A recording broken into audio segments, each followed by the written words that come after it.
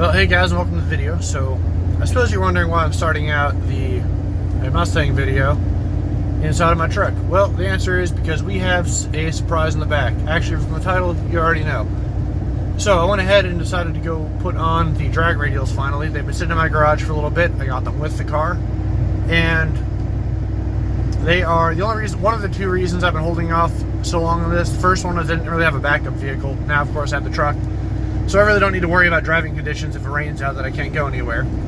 And two, they are 315s, or they are 315 NITTO NT05s. So the wheel is a 9.5 inch stock track pack wheel from 2011. So it's it's a little bit wide for that wheel. However, NITTO usually runs narrow.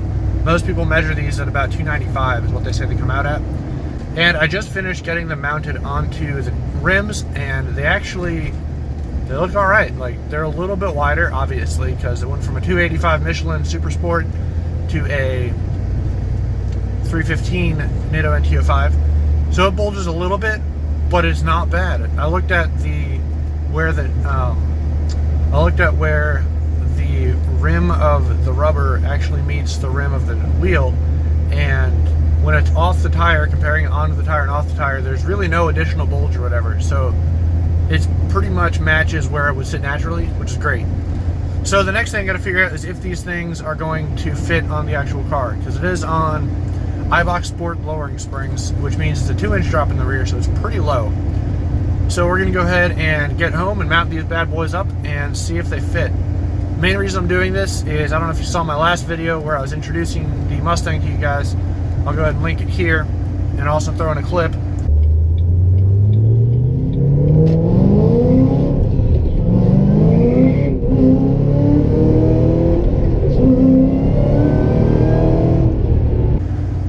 But as you guys just saw, it definitely spins in second gear, and first gear, just forget about it. I can't even try and floor it. If you watch the boost gauge, I pretty much barely got into boost in first gear. Second gear, I went sent it, spun, got out of it, and got back into it again. So I really need some more traction in the back. And now that it's nicer weather out, although 96 degrees might be a little bit hot for most North Carolina problems though. So yeah guys, I'm gonna go ahead and get home and throw these on, and let's see how they look. And I'm gonna take you guys for a drive, not today but tomorrow. However, it's gonna be in the same video, so for you guys it won't matter. Yep, so I'll see you back at the house. Alright guys, as you can see, they're not actually that much wider than the 285s. But yeah, so bulge is not too bad. A little bit, but not too much. So we're gonna go ahead and throw these bad boys on the car real quick, which looks really silly being 8 feet off the ground. But yeah, I'm gonna go throw these on real quick, and I'll catch you, and let's check them out what they look like when they're on.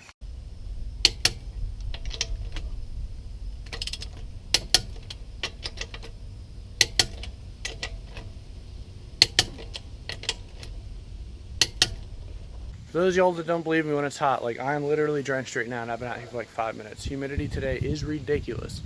But anyway, let's check this out. So there you have it. There she is. So 315s, as of right now, fit. It's close. It is very, hang on. It is very close. But we'll see what happens when she squats. I think it'll be alright. But it's close right there. Anyway, I think they look pretty good. There's a little bit of tire bulge, as you can see, obviously. Just to put it in perspective, like, here's the fronts. These are 265, however, they're the same rear. This is definitely a taller tire, though. I believe this is a 28-inch tall tire. I'm not sure what the other ones are. I'll look it up real quick. So tomorrow we're going to go ahead and rip this bad girl. And right now I'm going to go ahead and clean it because it's been a while since I've been driving it.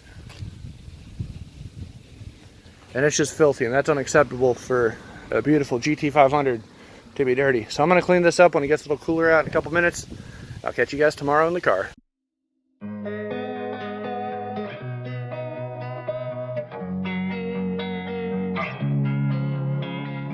Losing time, I'm fading fast. I just wanna make it last. Try to let go of the past. I close my eyes, embrace the blast. Sleepless nights and headaches stack. Restlessness to hell and back. What's my purpose? What do I grab? A slippery surface, a heart attack. And sometimes you just gotta believe there's something that'll give you relief. There's something that'll have what you need. What you need. We're broken, it's tragic. We're not all elastic, but maybe there's magic. Believe you could have it. And I know of sadness, the anxious and panic, the infinite vastness of all that is blackness.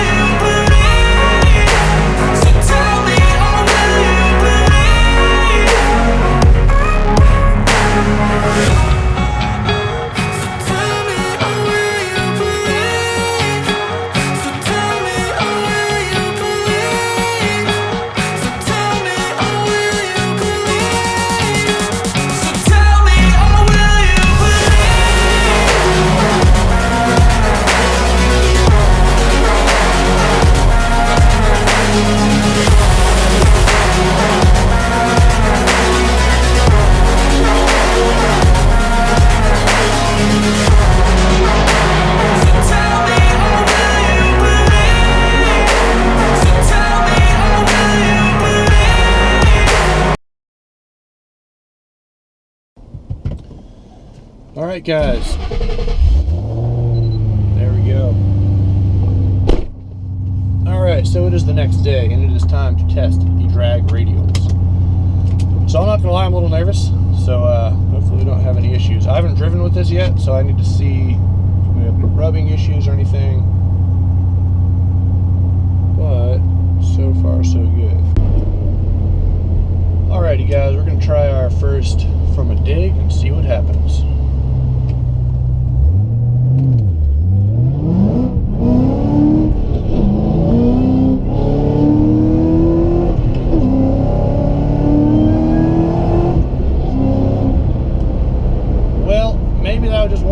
But holy crap, that's a rush guys, holy shit. But we spun pretty hard in first, a little bit in second. I didn't get fully in it because of that. Jesus guys, this car still puts me back in the seat. All right, like I am not someone who rips this thing on the daily. Good grief.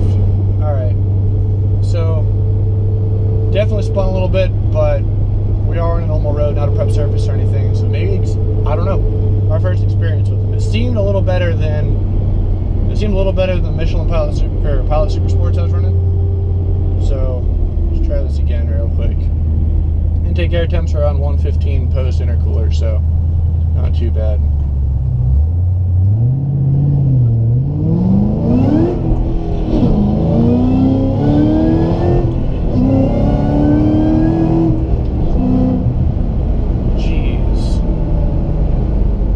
Definitely don't have first gear, but we do have second gear.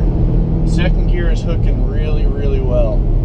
So that's good to know, guys. Oh my gosh. I've not been able to unleash the power in this thing in a while, and it feels great. By the way, we're obviously in Mexico, so nothing to worry about here.